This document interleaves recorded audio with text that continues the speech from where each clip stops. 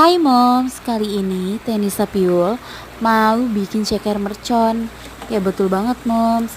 Ini sebelum dikasih bumbu, cekernya sudah dibersihkan dan sudah diungkep terlebih dahulu ya moms.